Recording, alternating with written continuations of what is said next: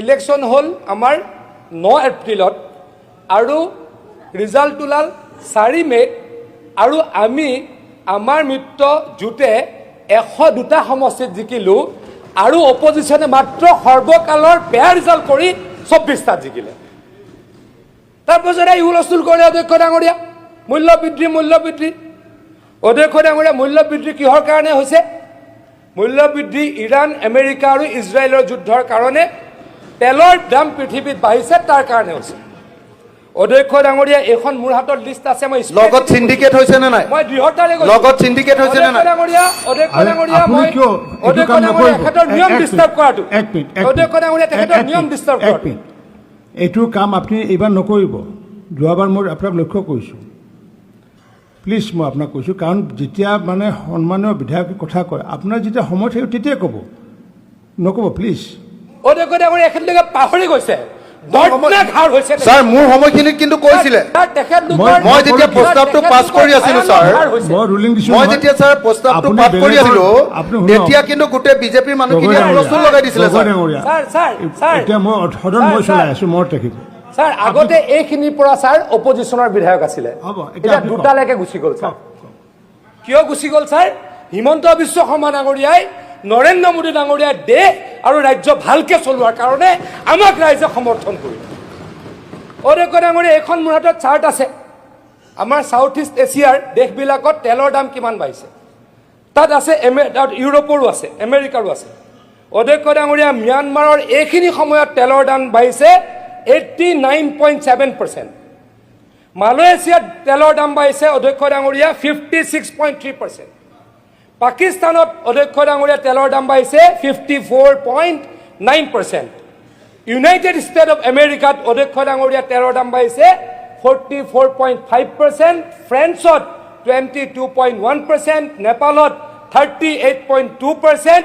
জাপানত 99.7% আৰু ভাৰতবৰ্ষত 5% অধ্যক্ষ ডাঙৰীয়া। অধ্যক্ষ ডাঙৰীয়া এইটো ভাল কথা হয়নে নহয়? নৰেন্দ্ৰ মোদী ডাঙৰীয়াই দেশখন ভালকে চলাইছে, পৃথিৱীত 40% এভাৰেজত তেলৰ দাম বাঢ়িছে আৰু আমাৰ দেশ ভাৰতবৰ্ষত মাত্ৰ 5% বাঢ়িছে। অধ্যক্ষ ডাঙৰীয়া কংগ্ৰেছ দলৰ কেইবাখনো ষ্টেটতো চৰকাৰ আছে, তেওঁলোকে কিহৰ মূল্য বৃদ্ধিৰ কথা কয়? তাতে ভেট কমাই দিলে হৈ গ'ল। তেলেংগানাত ভেট কমাই দিয়ক, কৰ্ণাটকাত ভেট কমাই দিয়ক, কেৰেলামত ভেট কমাই দিয়ক, তাতেতো ভেট কমোৱা নাই আৰু ইয়াত আহি তেওঁলোকে আন্দোলনৰ নাটক কৰে। অধ্যক্ষ ডাঙৰীয়া তেওঁলোকে আকৌ কৈছে পাহৰি গ'ল মাত্ৰ 1 মাহৰ আগত হোৱা ইলেকশ্যনত তেওঁলোকৰ অসমৰ ইতিহাসত সকলোতকৈ বেয়া ৰিজাল্টটো হৈছে। আপাৰ আছামত অধ্যক্ষ ডাঙৰীয়া মাত্ৰ 2টা সমষ্টিত অপজিশ্যন জিকিছে, তাতে নাওবৈচাতটো কেনেকৈ জিকিছে জানে? ভাতৃ জয়প্ৰকাশ দাস ডাঙৰীয়াৰ সমষ্টিত 50% আমাক ভোট নিদিয়া 50,000 আমাক ভোট নিদিয়া মানুহ আছে। গতিকে অধ্যক্ষ ডাঙৰীয়া তেওঁলোকে আপাৰ আছামত একেবাৰে ফিনিছড হৈ গৈছে। কাৰ কাৰণে? হিমন্ত বিশ্ব শৰ্মা ডাঙৰীয়াৰ বিশ্বখনত। আমাৰ অসমত এতিয়া অসমীয়াৰ দপদপনি নচলিব, আমাৰ অসমত এতিয়া অসমীয়াৰ দাদাগিৰি নচলিব। আপোনালোকে চাব আৰু 10-15 বছৰৰ পাছত, আৰু 10-15 বছৰ নালাগে, এতিয়া হ'বলৈ ধৰিলেই। আপোনালোকে চাব আমাৰ অসমত অসমীয়াই এতিয়া সৌ অনা অসমীয়া বিহাৰী মাৰোৱাৰীৰ পৰা পিটন খাব, খেদন খাব। এটা কথা লক্ষ্য কৰিব, আৰু 10-15 বছৰৰ পাছত সৌ অনা অসমীয়া বিহাৰীয়ে মাৰোৱাৰীয়ে কিন্তু আমাৰ অসমীয়াৰ মাটি ভেটি সকলো কাঢ়ি ল'বলৈ চেষ্টা কৰিব, কাঢ়ি ল'ব। ইফালে যদি আপোনালোকে কংগ্ৰেছ দলক পাকিস্তানীৰ এজেণ্ট সজাই আছে, বাংলাদেশী সজাই আছে, মিয়া কৈ আছে, আনফালে কিন্তু আকৌ অনা অসমীয়া মাৰোৱাৰী বিহাৰীয়ে এইফালে গাড়ী পাৰি বহিলে। আপোনালোকে বাৰু কথাটো লক্ষ্য কৰিছেনে, দেখিছেনে? কিয় প্ৰয়োজন নাছিল নেকি জ্ঞানশ্ৰী বৰাৰ দৰে, কুংকি চৌধুৰীৰ দৰে উচ্চ শিক্ষিত দুগৰাকীকৈ ছোৱালী বিধানসভাৰ মজিয়াত প্ৰয়োজন নাছিল নেকি? বিজয় গুপ্তা অনা অসমীয়া হয়, তেওঁ প্ৰথমবাৰ ইলেকশ্যন খেলিছে, আৰু কুংকি চৌধুৰীও আমাৰ অসমীয়া হয়, প্ৰথমবাৰ ইলেকশ্যন খেলিছে। আপোনালোকে যদি প্ৰকৃত অসমীয়া, আৱেগিক স্বাভিমানী অসমীয়া হয়, তেতিয়াহ'লে কাক জিকাবলৈ লাগিছিলে? কিয় কুংকি চৌধুৰীৰ দৰে উচ্চ শিক্ষিত এগৰাকী ছোৱালী, শিক্ষা থকা ছোৱালীগৰাকী বিধানসভাৰ মজিয়াত প্ৰয়োজন নাছিল নেকি? আমাক ৰাজনৈতিক জগতখনত কুংকি চৌধুৰীৰ দৰে জ্ঞানশ্ৰী বৰাৰ দৰে দুগৰাকীকৈ উচ্চ শিক্ষিত ছোৱালীৰ প্ৰয়োজন নাছিল নেকি? কুংকি চৌধুৰীৰ দৰে এগৰাকী উচ্চ শিক্ষিত ছোৱালীক গতিয়াই আপোনালোকে গাদী পাৰি দিছে বিজয় গুপ্তাৰ দৰে এটা অনা অসমীয়া হত্যাকাৰীক। তাৰ মানে কি? তাৰ মানে ইয়াৰ পৰা এটা কথাই স্পষ্ট হয়, ইয়াৰ পৰা এটা কথাই অনুমান কৰিব পাৰি, ফুটি উঠে যে আমাৰ অসমীয়াৰ হতটো, তাৰ উপৰিও কিন্তু আমাৰ এই অসমত বা বিধানসভাৰ মজিয়াত উচ্চ শিক্ষিত লোক প্ৰয়োজন নাই। আপোনালোকে বৰ্তমান সময়ছোৱাত এই কথাষাৰে প্ৰমাণ কৰি দেখুৱালে যে আমাৰ অসমত উচ্চ শিক্ষিত লোক প্ৰয়োজন নাই। অসম আৰু অসমীয়াৰ সুৰক্ষিত ভৱিষ্যতৰ কাৰণে আপুনি কেতবোৰ কাৰ্যপন্থা গ্ৰহণ কৰক, কেতবোৰ কঠোৰ আইন বলবৎ কৰক। হাজাৰ হাজাৰ অসমীয়া মাধ্যমৰ বিদ্যালয় বন্ধ কৰা হ'ল, অসমৰ বিশেষ ৰাজ্যৰ মৰ্যাদা কৰ্তন কৰা হ'ল, অসমৰ প্ৰশাসনিক পৰীক্ষাত যিয়ে সিয়ে বহিব পৰা হ'ল কাৰণ অসমীয়া ভাষাৰ প্ৰশ্ন কাকতখন আঁতৰাই ৰখা হ'ল। অসমত কোনো ভূমি আইন নাই কাৰণে যিয়ে মন যায় সিয়েই মাটি কিনিব পৰা হ'ল, যাৰ ফলত অসমৰ খিলঞ্জীয়াৰ হাজাৰ হাজাৰ বিঘা ভূমি বৰ্তমান বহিৰাগতৰ হাতত। গতিকে অসমৰ ভূমি ৰক্ষাৰ দায়িত্ব আপুনি গ্ৰহণ কৰক। অসমৰ একাংশ লোক ড্ৰাগছৰ কবলত পৰিছে, গতিকে ড্ৰাগছ আৰু সুৰাৰ পৰা ভৱিষ্যত প্ৰজন্মক ৰক্ষাৰ কাৰণে কঠোৰ ব্যৱস্থা গ্ৰহণ কৰক।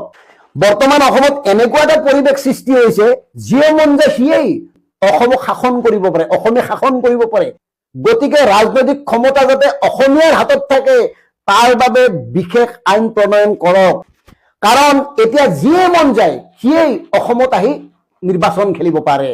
আৰু এটা বিশেষ অনুৰোধ কৰিব খুজিছো, অসমখন যিহেতুকে কৃষি প্ৰধান ৰাজ্য, গতিকে কৃষিৰ ক্ষেত্ৰত সৰ্বাধিক গুৰুত্ব আৰোপ কৰা হওক। কৃষি কাৰ্যৰ লগত নতুন প্ৰজন্মৰ যুৱক যুৱতীক কিদৰে জড়িত কৰিব পাৰি তাৰ ব্যৱস্থা গ্ৰহণ কৰক। অসমৰ উৰ্বৰ কৃষিভূমিৰ ক্ষতি হ'ব পৰা কোনো কাম কৰা উচিত নহয়, তাৰ ব্যৱস্থা লওক। ইতিমধ্যে অসমৰ উৰ্বৰ কৃষিভূমিৰ প্ৰতি ভাবুকি সৃষ্টি কৰা পাম অইলৰ খেতি কৰিবৰ কাৰণে যি সিদ্ধান্ত লোৱা হৈছে সেই সিদ্ধান্ত বাতিল কৰক। অসমৰ মেধাৱী ছাত্ৰ ছাত্ৰীসকলক সৰ্বভাৰতীয় পৰীক্ষাত উত্তীৰ্ণ হ'ব পৰাকৈ বিনামূলীয়া এখন প্লেটফৰ্ম দিয়ক। চৰকাৰী বিদ্যালয়ৰ আন্তঃগাঁথনি অত্যাধুনিক ৰূপে গঢ়ি তোলক, যাতে চৰকাৰী শৈক্ষিক প্ৰতিষ্ঠানতেই সৰ্বভাৰতীয় পৰ্যায়ৰ পৰীক্ষাত অৱতীৰ্ণ হ'ব পৰাকৈ অসমীয়া ছাত্ৰ ছাত্ৰীয়ে নিজকে প্ৰস্তুত কৰিব পাৰে।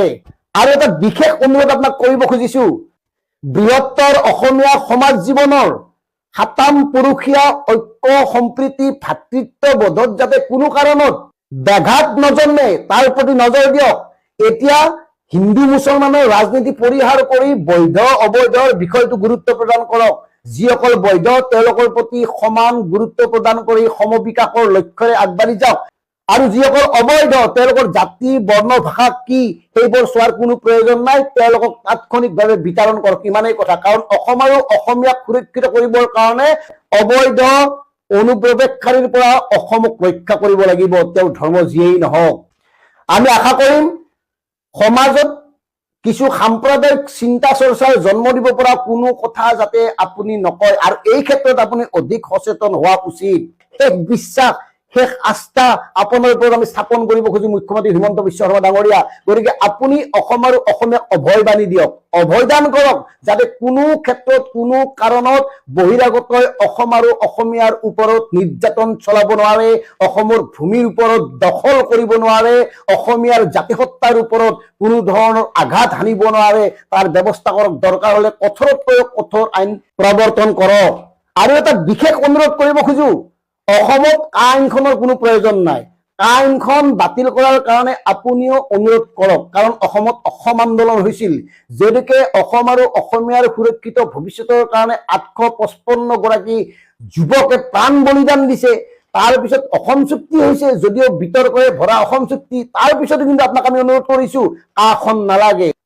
আইনখনে অসম আৰু অসমীয়াৰ প্ৰতি যে ভাবুকি সৃষ্টি কৰিব ইতিমধ্যে যথেষ্ট উদাহৰণ আমি পাইছো, যথেষ্ট প্ৰমাণ পাইছো। সেইকাৰণে কৈছো আইনখন বাতিল কৰাৰ কাৰণে আপুনিও গুৰুত্বপূৰ্ণ ভূমিকা গ্ৰহণ কৰি এগৰাকী জাতীয় বীৰ হিচাপে অসম আৰু অসমীয়াৰ হৃদয়ত আজীৱন থাকক। আপোনাক এগৰাকী প্ৰাতঃস্মৰণীয় যোদ্ধা হিচাপে মনত ৰাখিবলৈ হলে অসম আৰু অসমীয়াক সুৰক্ষিত কৰিব লাগিব। আপোনাৰ হাতত সেই দক্ষতা আছে, সমৰ্থ আছে, সেই ক্ষমতা আছে, লাগে কেৱল ইচ্ছা।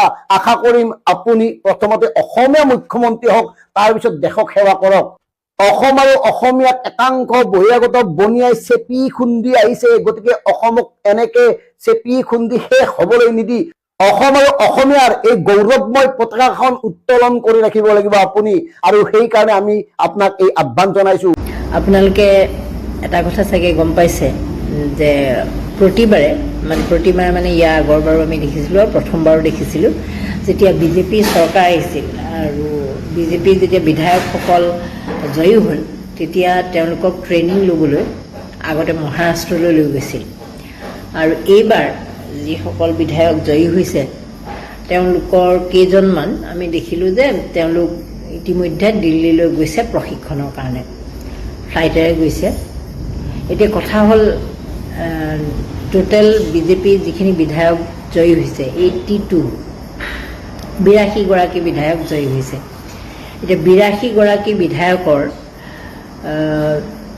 এইবাৰতো বিজেপিয়ে যদি গছৰ মূঢ়াকো দিছিলে, গছৰ মূঢ়াও জিকি আহিছে। একমাত্ৰ এইফালে কুশল দুৱৰী হাৰিছে আৰু সেইফালে লখিমপুৰৰ ফালে জয়প্ৰকাশ দাসে যাক হৰুৱাইছে তেওঁতো বিজেপিৰ নাছিলেই। গতিকে মই ধৰি লৈছোঁ গছৰ মূঢ়া চুহা মিলি যিখিনি জিকিছে 82জন জিকিছে। মানে বিজেপিৰ চিম্বলত যদি কোনোবা উঠিছে তেওঁলোক হৰাৰ প্ৰশ্নই নুঠে, মানে তেওঁ জিকিবই, আৰু সেই অনুসৰি তেওঁলোকে জিকিছে। কাৰ্বি আংলঙৰ যিকেইটা সমষ্টিত জিকিছে তেওঁলোকৰ নাম হাওৰাঘাটৰজনৰ কথা বাদ দিছোঁ, বাকী তুলিয়াম ৰঙাঙৰ কীৰ্তিৰ বিষয়ে কাৰ্বি আংলংবাসীয়ে জানে, আৰু দংকামংকাম খেৰণিত কি হৈছিলে সেইখিনিও জানে। গতিকে তাৰপিছতো তেওঁ জিকিছে। বাকী যিকেইজন জিকিছে তেওঁলোক কিমান প্ৰভাৱশালী মানুহ বা কিমান তেওঁলোকৰ গণভিত্তি আছে, নে বিজেপিৰ চিম্বলটোৰ কাৰণেই জিকিছে, সেইখিনি আপোনালোকে নিজে বিচাৰ কৰি ল'ব। তাৰমানে এইবাৰ এনেকুৱা হৈছে অসমৰ নিৰ্বাচনটোৰ ক্ষেত্ৰত, যেনেকৈ মই আপোনালোকক এইকেইদিন ভিডিঅ'বিলাকত কৈ আছোঁ যে বিহাৰৰ নিৰ্বাচনৰ ক্ষেত্ৰত যেনেকৈ লাষ্ট বিহাৰ বিধানসভাৰ নিৰ্বাচনত আমি সকলোৱে ভাবি লৈছিলোঁ যে তাত বিৰোধী আহিব। এইকাৰণে ভাবি লৈছিলোঁ যে যেতিয়া জনসমৰ্থন লাগিছিল, যেতিয়া যুৱ সমাজে ছাপোৰ্ট কৰিব লাগিছিল, তেতিয়া আমি দেখিছিলোঁ যে বিৰোধীক তেজস্বী যাদৱহঁতক ছাপোৰ্টটো বেছিকৈ কৰিছিল।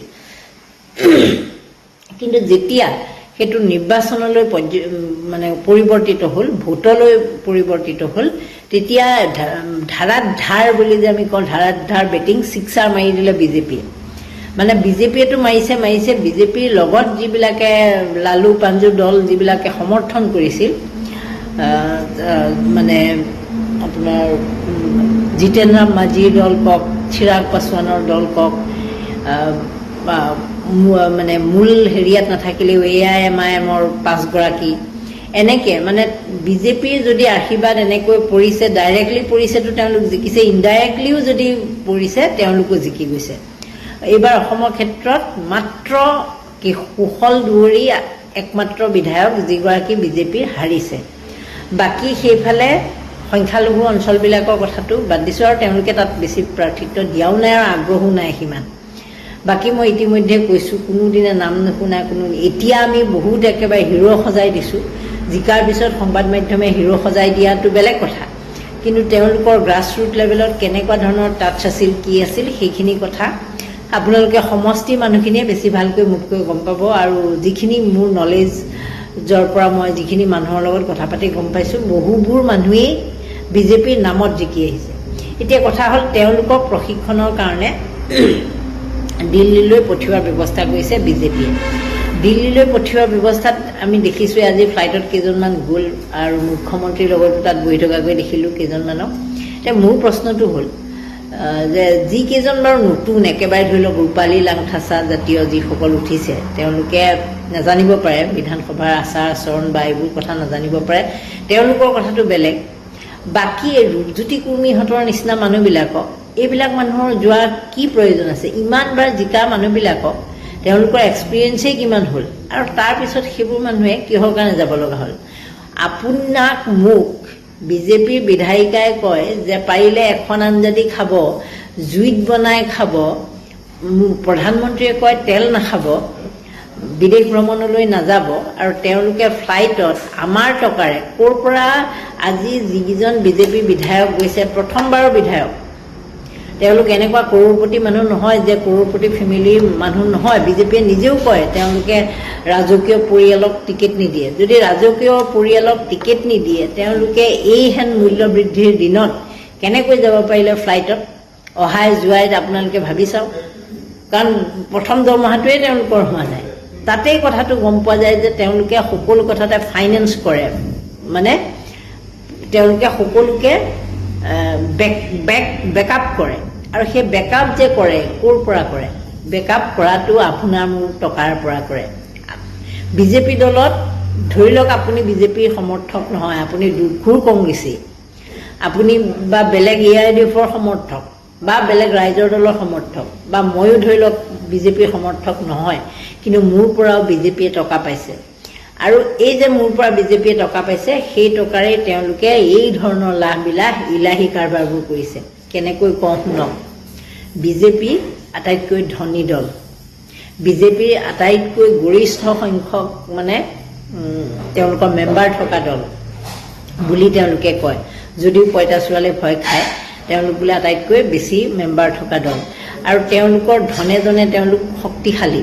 তেওঁলোকৰ জিলা পৰ্যায়ৰ অফিচবোৰ আজিকালি আপোনালোকে দেখিছে নাই? ষ্টেট লেভেলৰটো বাদ দিছোঁ, গুৱাহাটীৰ মেইন কাৰ্যালয় বাদ দিয়ক, আগতে ক'ত হেঙেৰাবাৰী অফিচ আছিল, তাৰ আগতে নাৰ্চাৰীত আমি যেতিয়া ৰিপৰ্টিং আৰম্ভ কৰিছিলোঁ, নাৰ্চাৰী অফিচটো, সেই নাৰ্চাৰী সঁচাকৈ সেইখন নাৰ্চাৰী আছিল, তাৰে ওপৰৰ এটা ৰুম কোঠা, ওপৰৰ কোঠাকেইটাত 2টা নে 3টা আছিল নেকি, তাতেই তেওঁলোক আছিল। তাৰ আগতেতো উজান বজাৰ আছিল, নিজৰ অফিচেই য'ত নাছিল।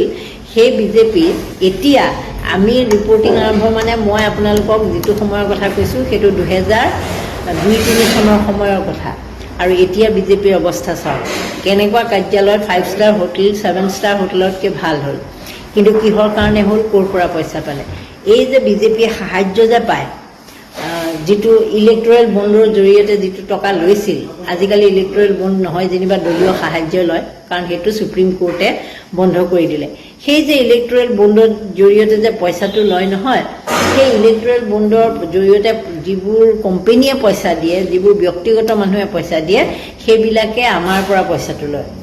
ধৰি লওক ভাৰতত ব্যৱসায় কৰিবলৈ আহিলে এটা কোম্পেনীৰ নামটো মই ধৰি ল'লোঁ, কোম্পেনীটোৰ নাম যেনিবা কেম্ব্ৰিজ, এনেই মই নাম এটা দিছোঁ, কেম্ব্ৰিজ কোম্পেনী আহিলে বাহিৰৰ পৰা, ছুইজাৰলেণ্ডৰ পৰা আহিলে যেনিবা কেম্ব্ৰিজ কোম্পেনীয়ে ভাৰতত ব্যৱসায় কৰিব।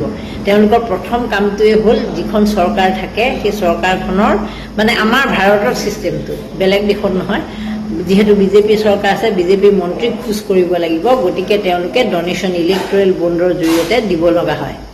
ইলেক্টৰেল বণ্ডৰ জৰিয়তে ধন দিয়াৰ পাছত তেওঁলোকে ব্যৱসায় বাণিজ্য কৰিবলৈ অসমকে ধৰি যিমানবোৰ ষ্টেট আছে, 25খন ষ্টেটত ধৰি লওক ব্যৱসায় কৰিব, 25খন ষ্টেটতে তেওঁলোকে কৰিব পাৰে। বিভিন্ন ধৰণৰ ফুড মাৰ্টবিলাক দেখিছোঁ আমি, বাজাৰ যে মেট্ৰ' বাজাৰ দেখিছোঁ, স্মাৰ্ট বাজাৰ দেখিছোঁ, এনেকুৱা বিভিন্ন দেখিছোঁ। ৰিলায়েন্সৰটো জানেই, আৰু ৰিলায়েন্সৰ কথা ক'ব লগা নাই। এইবিলাক যে খুলিছে, ফেশ্বন হাট, কিবা হাট যে চেণ্টাৰ আপোনাৰ ধৰি লওক গুৱাহাটীতো আছে, তাৰপিছত যোৰহাটতো আছে, গোলাঘাটতো আছে, ৰঙিয়াতো আছে, নলবাৰীতো আছে, এইবিলাক যে খুলিছে ব্ৰাঞ্চবিলাক, এওঁলোকে বিনা পইচা দিয়াত আহি ডাইৰেক্টলি ঘৰ এটা লৈ খুলিব পৰা নাই। তেওঁলোকে ইয়াত এণ্ট্ৰি মাৰোঁতেই বহুতখিনি কিবা কিবি কৰিব লগা হৈছে, যাৰ কাৰণে তেওঁলোকে যিটো বস্তুৰ সামগ্ৰীৰ দাম যিমান, সেই সামগ্ৰীৰ দামটো আপোনাৰ মোৰ ধৰি লওক 90 টকীয়া সামগ্ৰীটো তেওঁলোকে 150 টকা দিয়াত বেচিব লাগিব, কাৰণ তেওঁলোকে চৰকাৰক, দলক দিবলগীয়া হৈছে, কাৰোবাক দিবলগীয়া হৈছে। এই সকলোখিনি খৰচ তেওঁলোকে নল'লে তেওঁলোকক নোপোচায়। তেওঁলোকে ব্যৱসায় যিহেতু কৰিছে, তেওঁলোকে এমপ্লয়ি ৰাখিছে, তেওঁলোকৰ খৰচ আছে, তেওঁলোকৰ ACৰ পৰা আদি কৰি গোটেইখিনি খৰচ আছে। এই ডাঙৰ ডাঙৰ মলবিলাক গুৱাহাটীত যিবোৰ আপোনালোকে GS ৰোডৰ কাষত দেখিছে, সেই সকলোবিলাকেই তেনেকুৱা ধৰণৰ ডনেশ্যন। মই কোৱা নাই যে অসম চৰকাৰক দিছে, সেইটো ভাৰত চৰকাৰক, যদি ইণ্টাৰনেশ্যনেল ব্ৰেণ্ড হয় ভাৰত চৰকাৰৰ ক্ষেত্ৰত দিবলগীয়া হৈছে বিভিন্ন ধৰণৰ। গতিকে তেনেকৈ দিওঁতে দিওঁতে দিওঁতে দিওঁতে বস্তুবিলাকৰ দাম আৰু কোৱালিটি এই কথাটোত প্ৰভাৱ পৰে। আপোনালোকে জানে চাগে এটা কথা, গুৱাহাটীৰ GS ৰোডৰ যিবোৰ শ্ব'ৰুম, সেই শ্ব'ৰুমবিলাকত একেটা কোৱালিটিৰ বস্তু একেটা কোম্পানীৰ বস্তু ধৰি লওক ৰিবক কোম্পানীৰ জোতাৰ কথাই মই ক'লোঁ মানে GS ৰোডৰ ৰিবক কোম্পানীৰ শ্ব'ৰুমত যিখিনি জোতা পায় বা যেনেকুৱা ধৰণৰ জোতা পায় তাতকৈ ধৰি লওক একদম ভিতৰৰ কোনোবা এটা লেনত যদি আছে মানে ভিতৰৰ কোনোবা এটুকুৰা জেগাত সৰু জেগা এটুকুৰাত যদি ৰিবকৰ শ্ব'ৰুম আছে তাত কিন্তু সেইটো কোৱালিটিতকৈ নিম্নমানৰ পায় কাৰণ তেওঁলোকে এটা কথা জানে যে গ্ৰাহকৰ GS ৰোডলৈ অহা গ্ৰাহকসকলে বা গুৱাহাটীত যিখিনি বিচাৰিব সেইখিনি ইমান টকাৰ পৰা ইমান ৰেঞ্জৰ ভিতৰত বিচাৰিব আৰু এইটো জেগাৰ মানুহৰ ৰেঞ্জটো ইমান হ'ব এনেকুৱা ধৰণে তেওঁলোকে কোৱালিটিবোৰ পাৰ্থক্য ৰাখে বা এই কথাটো মই গম পোৱা নাছিলোঁ এদিন মই বজাৰ কৰিবলৈ যাওঁতে কিবা এটা বস্তু বজাৰ কৰিবলৈ যাওঁতে তেওঁলোকে মোক ঘপকৈ কৈ দিলে যে এইটো আমাৰ ইয়াত নাপায় মানে GS ৰোডৰ সেইটো শ্ব'ৰুম নাছিল বেলেগ এটা ৰোডত আছিল আৰু যেতিয়া মই ক'লোঁ যে কিয় নাপায় এইটোতো একেই শ্ব'ৰুম আপোনালোকৰ তেতিয়া তেওঁলোকে ক'লে যে আমাৰ ইয়াত ডিমাণ্ড নাই বস্তুটো আৰু তাত আপুনি পাব সেইটো বস্তু কাৰণ তাতহে সেইটো চলে অথচ গুৱাহাটীৰ জেগাটো গুৱাহাটীৰে কিন্তু সেই শ্ব'ৰুমটো GS ৰোডত নাছিল গতিকে তেনেকুৱা ধৰণেও তেওঁলোকৰ ওপৰত এটা তেওঁলোকেও ডিফাৰেঞ্চিয়েট কৰে আৰু তেওঁলোকেও ব্যৱসায় বাণিজ্য কৰিবলৈ তেনেকৈ এণ্ট্ৰি মাৰিবলৈ বহুখিনি দিবলগীয়া হয় গতিকে কোম্পানীবিলাকে ডনেট কৰোঁতে তেওঁলোকৰ একেবাৰে অৱস্থা কাহিল হৈ যায় গতিকে মাধৱ মাৰটো আপোনাৰ মোৰ আপুনি কংগ্ৰেছকে ছাপোৰ্ট কৰক আপুনি AIUDFকে কৰক আপুনি নোটাত ভোট মাৰক আপোনাৰ মোৰ পৰা তেওঁলোকে সেই পইচাটো ল'বলৈ বাধ্য হয় আৰু সেই যে বাধ্য যে হয় আজি যে সেই ফ্লাইটত বিধায়ককেইজন গ'ল যিকেইজন বিধায়কে জীৱনত ধৰি লওক প্ৰথমবাৰৰ কাৰণে নিৰ্বাচন খেলিছিল তেওঁলোকক পাৰ্টিৰ ফালৰ পৰাহে ফাইনেন্স কৰিছিল তেওঁলোকৰ ঘৰৰ অৱস্থা ভাল নহয়েই ধৰি লওক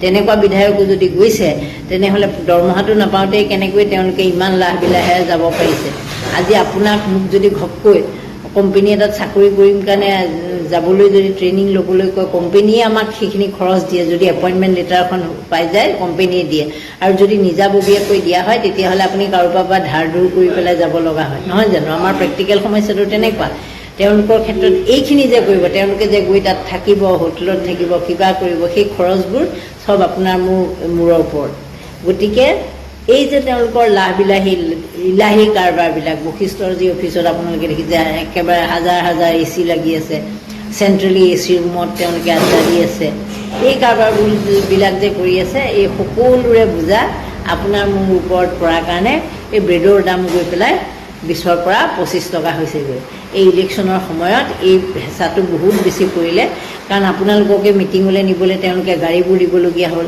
আপোনালোকে জানে কিমান গাড়ী ইফালৰ পৰা সিফালে অনবৰত তেতিয়াতো সেইকেইদিন ইলেকশ্যনৰ কেইদিন গাড়ী নাছিলে সাধাৰণ মানুহে মানে ৰাজহুৱা পৰিবহণ ব্যৱস্থাটো বন্ধ কৰাৰ দৰে বিজেপি মিটিঙলৈ চবকে লৈ যাব লগা হৈছিল গতিকে সেই ধৰণৰ অৱস্থা আজি এটা খবৰ পালোঁ যে আমাৰ ISBTত ব্যক্তিগতকৰণ কৰা হ'ব আপোনালোকে জানে যে বৰঝাৰ এয়াৰপৰ্টটো ইতিমধ্যে আদানীয়ে লৈ ল'লে এনেকুৱা ধৰণৰ কথাবিলাক নতুন নহয় এইবোৰ ঘটনা ঘটিয়ে থাকিব ONGC মুখ্য কাৰ্যালয়ৰ কথা কালি দেখিলোঁ কোনোবা এটা সংগঠনে ক'লে যে ONGC মুখ্য কাৰ্যালয়টো লৈ যাব খুজিছে টি অকশ্যন চেণ্টাৰ লৈ গ'ল গতিকে এই ধৰণৰ কথাবিলাক কিন্তু নতুন কথা নহয় আৰু এই বিজেপি দলটোৱে হ'ল ধনী মানুহৰ দুখীয়া মানুহৰ কাৰণে দল নহয় দুখীয়া মানুহক তেওঁলোকে ভোট বেংক হিচাপে ব্যৱহাৰ কৰে আৰু ধনী মানুহক তেওঁলোকে ধনী হোৱাৰ কাৰণে দুখীয়াক মাৰি তেওঁলোকে সেই ধনীক দিয়ে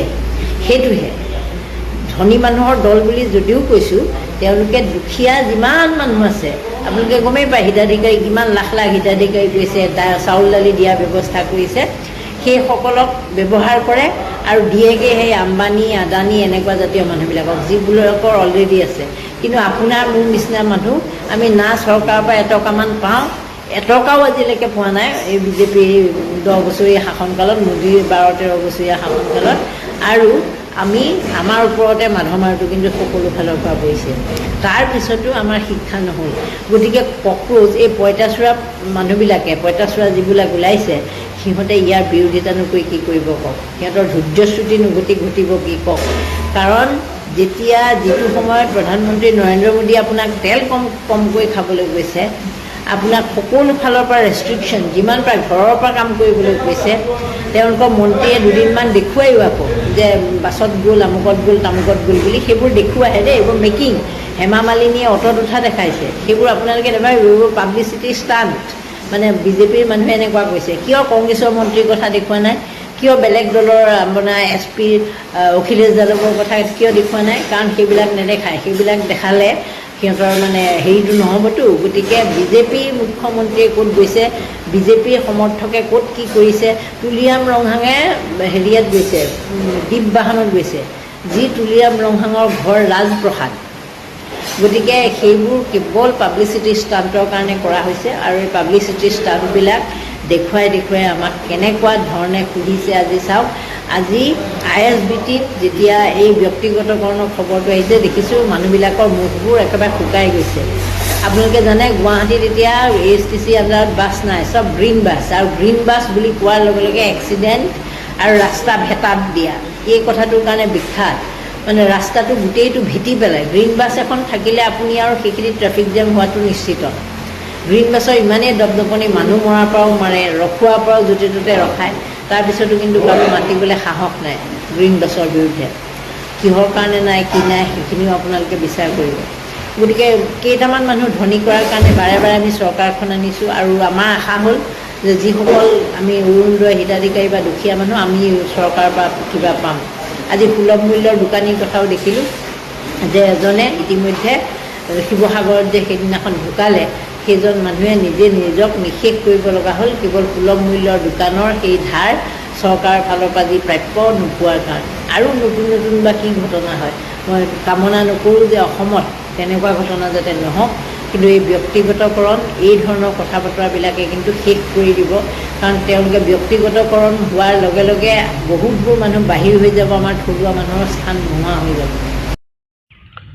দুদিন পূৰ্বে দেশৰ প্ৰধানমন্ত্ৰী ডাঙৰীয়াই দেশখনত অৰ্থনৈতিক মন্দাৱস্থাৰ পিনে গতি কৰাৰ কথা কৈ তেখেতে ইটালীত গৈ ইটালীৰ প্ৰধানমন্ত্ৰীৰ লগত যি ধৰণে নিজৰ কেমেৰাত ৰিলছ বনাই হাঁহি খিকিন্দালি মৰি আপলোড কৰা দেখিলোঁ। নিশ্চিতভাৱে দেশৰ যিকোনো পৰিস্থিতিতে দেশৰ প্ৰধানমন্ত্ৰী বিদেশলৈ যাব লাগিব, বৈদেশিক বিভিন্ন কথা বতৰা বা দেশখনৰ বিভিন্ন কথা বতৰা থাকিব পাৰে, তাত যাব লাগিব, তাত বিশেষ ক'ব লগা কাৰোৱে নাই। কিন্তু সেই ধৰণে গ'লেও আমি ইয়াৰ আগতে দেখিছিলোঁ যে প্ৰফেশ্যনেল কিছু ব্যক্তিৰ লগত লৈ যোৱা হয়, তেখেতলোকে ফটো কৰে, ভিডিঅ' কৰে, সেইখিনি ইনফৰমেশ্যন বা বিভিন্ন কাৰণত অফিচিয়েলি প্ৰকাশ কৰে। কিন্তু এইবাৰ আমি প্ৰথম দেখিলোঁ দেশখন অৰ্থনৈতিক মন্দাৱস্থাত ডুবা বুলি নিজ মুখেৰে কৈ তাৰ এটা দিনৰ পিছত এখন আন দেশলৈ গৈ নিজৰ মোবাইলত ৰিলছ বনাই সৰু ল'ৰা ছোৱালীৰ দৰে খিকিন্দালি মৰি আপলোড কৰিছে।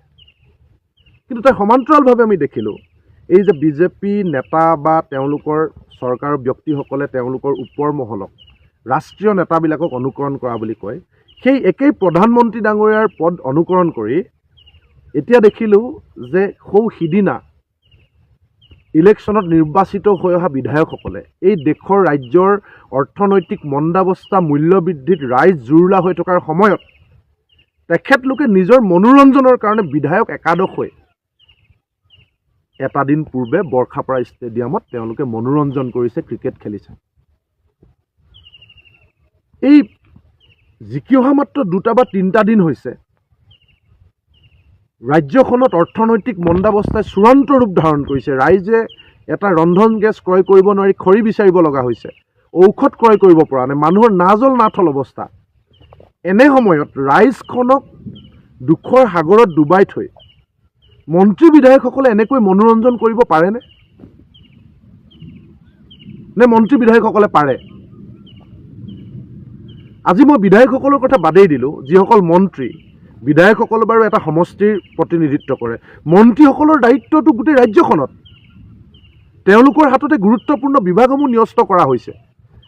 সেই মন্ত্ৰীসকলে ৰাইজৰ এনেকৈ দুখ দুৰ্দশাৰ সময়ত যি ধৰণে ক্ৰিকেট খেলি মনোৰঞ্জন কৰা দেখিলোঁ, ইয়ে আচলতে ৰাইজক চকু কপালত তুলিছে। ঠিক আছে, তেওঁলোকে বছৰেকীয়া এতিয়া নিয়মীয়া যে বিধায়ক নিৰ্বাচিত হোৱাৰ পিছত তেওঁলোকে এই ধৰণৰ কাৰ্যসূচী লয়, সেইটো ঠিকে আছে। কিন্তু লকডাউন সদৃশ পৰিৱেশ সৃষ্টি হ'বলৈ গৈ আছে বুলি কোৱা হৈছে মন্দাৱস্থাৰ কাৰণে। গতিকে পূৰ্বৰ লকডাউনৰ সময়ত ছাত্ৰ ছাত্ৰীৰ বছৰেকীয়া পৰীক্ষাওতো আমি বাতিল কৰিছিলোঁ। ছাত্ৰ ছাত্ৰী পৰীক্ষা ক্লাছটো অনলাইনত পাতিব লগা হৈছিল। গতিকে বছৰেকীয়া নিয়মীয়া কাৰ্যসূচী যদি ক্ৰিকেট খেলখন তেওঁলোকে বাতিল কৰিব নোৱাৰে, তেতিয়াহ'লে আমি পৰীক্ষাও বাতিল কৰিব লাগে। তাৰমানে ত্যাগ সকলো সাধাৰণ ৰাইজে কৰিব লাগিব, ভোগ মন্ত্ৰী বিধায়কসকলে কৰিব। দেশ ৰখাতলৈ গ'লেও তেওঁলোকৰ মনোৰঞ্জন মেইন। ইমানেই যদি মনোৰঞ্জন কৰিবৰ কাৰণে তেওঁলোকৰ লগত আজৰি সময় আছে, তেতিয়াহ'লে এই আজৰি সময়খিনিত ইন্ধনজাত সামগ্ৰী পেট্ৰল ডিজেলৰ নাটনিৰ দোহাই দি বজাৰত যে জুই লাগিছে, ঔষধৰ পৰা গাখীৰৰ পেকেটটোলৈকে কি বস্তুৰ দাম বঢ়া নাই। এই বস্তুখিনি যে দাম নিয়ন্ত্ৰণ কৰিবৰ কাৰণে 2-এজন অফিচাৰক যে বজাৰলৈ পঠোৱা হৈছে, সেই কামটো মন্ত্ৰী বিধায়কসকলে কিয় নকৰে? যদি ইমানেই তেওঁলোকৰ মনোৰঞ্জনৰ কাৰণে সময় আছে, সেয়েহে দায়িত্বশীল বিধায়ক, সেয়েহে দায়িত্বশীল জনপ্ৰতিনিধি, সেয়েহে দায়িত্বশীল মন্ত্ৰী।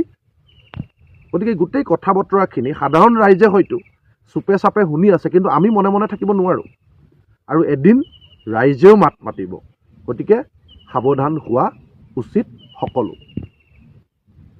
নমস্কাৰ, মই পৰেশ মালাকাৰে প্ৰাসংগিক প্ৰশ্নলৈ আপোনালোকক আদৰণি জনাইছোঁ। ৰাজনৈতিক ক্ষততা অলপতে হৈ যোৱা 5খন ৰাজ্যৰ নিৰ্বাচনত আমি কি দেখিলোঁ? দক্ষিণ ভাৰতৰ কথাটো সুকীয়া, বিশেষকৈ কেৰালা, তেলেংগানা, তামিলনাডু আৰু অন্ধ্ৰপ্ৰদেশৰ। কৰ্ণাটকৰ পৰিস্থিতিটো সামান্য ব্যতিক্ৰম। দক্ষিণ ভাৰতৰ ৰাজনীতি ভাৰতৰ বাকী অংশৰ ৰাজনীতিৰ লগত নিমিলে। কিন্তু বাকী ৰাজ্যকেইখনত, বিশেষকৈ অসম আৰু পশ্চিমবংগত আমি কি দেখিলোঁ? অসমত বিৰোধীৰ ব্যৰ্থতাৰ কথাটো আলোচনা কৰাৰ কোনো অৰ্থ নহয়, কিয়নো সেই বিষয়টো ইতিমধ্যে বহুলভাৱে চৰ্চিত হৈছে। কিন্তু অসম আৰু পশ্চিমবংগত বিজেপিয়ে যি পথ অৱলম্বন কৰি নিৰ্বাচন জিকিলে, সেইটো ৰাজনৈতিক ক্ষততা বা নৈতিকতাৰ দৃষ্টিৰে আমি কেনেকৈ চাম?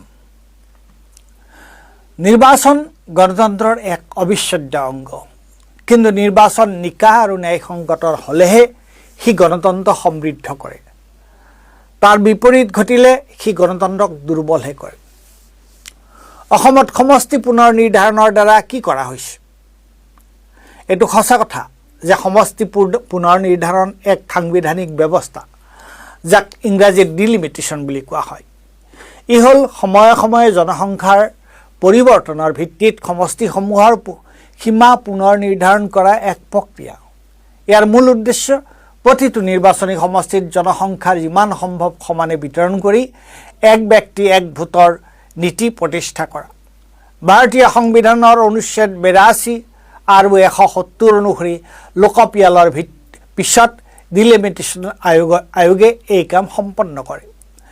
কিন্তু এই কামটোকে উদ্দেশ্য প্ৰণীত হিচাপে কৰিব পাৰি, অৰ্থাৎ সমষ্টি পুনৰ নিৰ্ধাৰণৰ যোগেদি বিৰোধীৰ সমৰ্থকসকলক একত্ৰিত কৰি তেওঁলোকক নিৰ্দিষ্ট সমষ্টি কেইটামানত আবদ্ধ কৰি ৰাখিব পাৰি, বা তেওঁলোকৰ সমৰ্থকসকলক বিভিন্ন সমষ্টিত এনেদৰে ভগাই দিব পাৰি যাতে তেওঁলোকৰ ভোটৰ কোনো নিৰ্ণায়ক ভূমিকা নাথাকে।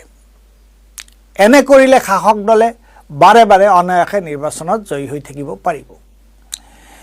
এই প্ৰক্ৰিয়াটোক ইংৰাজীত জেৰিমেণ্ডাৰিং বুলি কোৱা হয়। এক কথাত ই হ'ল গণতান্ত্ৰিক নিৰ্বাচন প্ৰক্ৰিয়াক বিকৃত কৰি ক্ষমতাত বৰ্তি থাকিবলৈ ব্যৱহাৰ কৰা এক অনৈতিক কৌশল নীতি। অসমত সমষ্টি পুনৰ নিৰ্ধাৰণৰ যোগেদি ঠিক এইটোকে কৰা হৈছে। তাৰ ফলাফল অসমৰ কাৰণে অদূৰ আৰু দূৰ ভৱিষ্যতৰ বাবে কি হ'ব? ঐতিহাসিক কাৰণতে অসমত এক বুজন সংখ্যক লোক বংগীয় মূলৰ মুছলিম, কিন্তু তেওঁলোক এতিয়া অসমৰ অবিচ্ছেদ্য অংগ। এই সম্পৰ্কত অসম চুক্তি আৰু NRCৰ সিদ্ধান্ত আছে। এইখিনি মানুহ অসমৰ মানুহ। এই মানুহখিনিক যদি আমি অসমৰ বাকী অংশৰ জনসাধাৰণৰ পৰা চিৰদিনৰ বাবে পৃথক কৰি ৰাখিব বিচাৰোঁ, তাৰ পৰিণাম অসমৰ কাৰণে শুভ হ'বনে?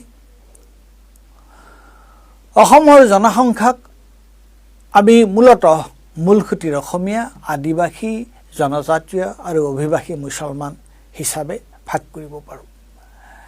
ইয়াৰ আদিবাসীসকল আৰু অভিবাসী মুছলমানসকল পিছতা লোক, অৱশ্যে হিন্দু অভিভাষী লোকো অসমত বুজন সংখ্যক আছে আৰু তেওঁলোকো পিছতে আহিছিল। এতিয়া আমি কি কৰা উচিত? আমাৰ মাজত থকা এই জনগাঁথনিমূলক পাৰ্থক্য বৰ্তাই ৰখা উচিত নে তাক ক্ৰমান্বয়ে কমাই অনা উচিত? নিশ্চয় কমাই অনা উচিত। কেৱল সেইটো কৰোঁতে আমি চাব লাগিব যাতে কোনো জনগোষ্ঠী তেওঁলোকৰ সমাধিকাৰৰ পৰা বঞ্চিত নহয়। কিন্তু কোনো এটা ৰাজনৈতিক দলৰ সুবিধাৰ কাৰণে যদি চিৰদিন এই পাৰ্থক্য বজাই ৰাখিবলৈ ব্যৱস্থা লোৱা হয়, সেইটো অসমীয়া জাতিৰ কাৰণে আৰু বৃহত্তৰ অসমীয়া সমাজখনৰ কাৰণে এক ভয়ানক ষড়যন্ত্ৰ কৰা নহ'বনে? আমি আমাৰ মাজৰ ঐক্য সংহতি বজাই ৰাখিবলৈ নে চিৰদিনলৈ বিভাজন জীয়াই ৰাখিবলৈ নীতি নিৰ্ধাৰণ কৰিম? ভাৰতীয় জনতা পাৰ্টীয়ে সমষ্টি পুনৰ নিৰ্ধাৰণৰ দ্বাৰা দেশকৈ আমাৰ মাজত বিভাজন জীয়াই ৰাখিবলৈ এই কাম কৰা নাইনে? ই কেনেধৰণৰ ৰাজনৈতিক নৈতিকতা? ঠিক একেধৰণৰ কাম তেওঁলোকে পশ্চিমবংগত কৰা নাইনে? পশ্চিমবংগৰ মূল জনসংখ্যাৰ প্ৰায় 27-28% মুছলিম। নিৰ্বাচন আয়োগে এছআইআৰৰ দ্বাৰা অৰ্থাৎ ভোটাৰ তালিকাৰ বিশেষ সংশোধনৰ দ্বাৰা মুঠ জনসংখ্যাৰ প্ৰায় 10-12% লোকৰ নাম ভোটাৰ তালিকাৰ পৰা কৰ্তন কৰিছে আৰু এওঁলোকৰ সৰহসংখ্যকেই হ'ল মুছলিম। হিন্দু মুছলমানৰ মাজত উলম্ব বিভাজনৰ দ্বাৰা পশ্চিমবংগৰ সামগ্ৰিক উন্নয়ন সম্ভৱনে? পশ্চিমবংগত তৃণমূল কংগ্ৰেছে সকলো ঠিকে ঠাকে কৰিছিল, কথাটো তেনে নহয়। কিন্তু এছআইআৰ কৰি 60-70 লাখ লোকৰ নাম ভোটাৰ তালিকাৰ পৰা কৰ্তন কৰা আৰু কেন্দ্ৰীয় সংস্থাসমূহ নিয়োগ কৰি বলপূৰ্বক নিৰ্বাচনী ফলাফল বিজেপিৰ ফলীয়া কৰাটো এক অনৈতিক ৰাজনৈতিক পদক্ষেপ নহয়নে? আৰু এতিয়া বিজেপিয়ে কি কৰি আছে? তেওঁলোকে আমাক সকলোকে তেওঁলোকৰ দ্বাৰা সাম্প্ৰদায়িক হোৱাটো বিচাৰিছে, যাতে দেশত হিন্দু মুছলমানৰ বিভাজন স্থায়ী হয় আৰু তেওঁলোকে তাৰ ভিত্তিতে সদায় শাসনত থাকিব পাৰে। ভাৰতত এই হিন্দু মুছলমানৰ বিভাজনৰ ৰাজনীতি কোনে আৰম্ভ কৰিছিল জানেনে? ব্ৰিটিছে 1905 চনত বংগ বিভাজনৰ দ্বাৰা ভাৰতৰ জাতীয়তাবাদী স্বাধীনতা সংগ্ৰাম মষিমূৰ কৰিবলৈ। এতিয়া বিজেপিয়ে তাৰ পুনৰাবৃত্তি কৰিছে ভাৰতত মুছলমানসকলক দ্বিতীয় শ্ৰেণীৰ নাগৰিক কৰিবলৈ আৰু তাৰ বিৰোধিতা কৰাসকলক ব্যক্তি স্বাধীনতা হৰণ কৰিবলৈ। এইটো হ'ল বিজেপিৰ আটাইতকৈ ডাঙৰ ষড়যন্ত্ৰ।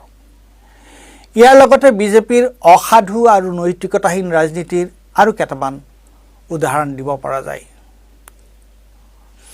অসমত সম্প্ৰতি বিজেপিক কোনে নেতৃত্ব দিছে? ডক্টৰ হিমন্ত বিশ্ব শৰ্মাই। তেওঁ এসময়ত ক'ত আছিল? কংগ্ৰেছত। দুৰ্নীতিৰ অভিযোগৰ বাবে তেওঁ কংগ্ৰেছৰ বিজেপিলৈ আছিল। পশ্চিমবংগত কোনে বিজেপিৰ নেতৃত্ব দিছে? শুভেন্দু অধিকাৰীয়ে। তেওঁ এসময়ত ক'ত আছিল? তৃণমূল কংগ্ৰেছত। কিয় বিজেপিলৈ আহিল? দুৰ্নীতিৰ অভিযোগত লিপ্ত হোৱাৰ পাছত। ৰাজনৈতিক অনৈতিকতাৰ কি চমৎকাৰ উদাহৰণ আৰু আছে। ভূপেন আৰু পদ্মতে গোটেই জীৱন কংগ্ৰেছ কৰি বিজেপিলৈ কিয় গ'ল? বিধায়ক হ'বলৈ। আগে বিজেপিয়ে তেওঁলোকৰ বিৰুদ্ধে কোৱা কথা আৰু তেওঁলোকে বিজেপিৰ বিৰুদ্ধে কোৱা কথাবোৰৰ এতিয়া কি হ'ব? ইয়াকে কয় অসাধু ৰাজনীতি, নৈতিকতাবিহীন ৰাজনীতি। আৰু আপুনি যদি বিজেপিৰ এই সাম্প্ৰদায়িক ৰাজনীতি আৰু অনৈতিক ৰাজনীতি সমৰ্থন নকৰে, তেন্তে আপুনি হ'ল দেশদ্ৰোহী। দেশত কি এক অদ্ভুত বিভাজনবাদী ৰাজনৈতিক বতাহ বলিছে। ধন্যবাদ।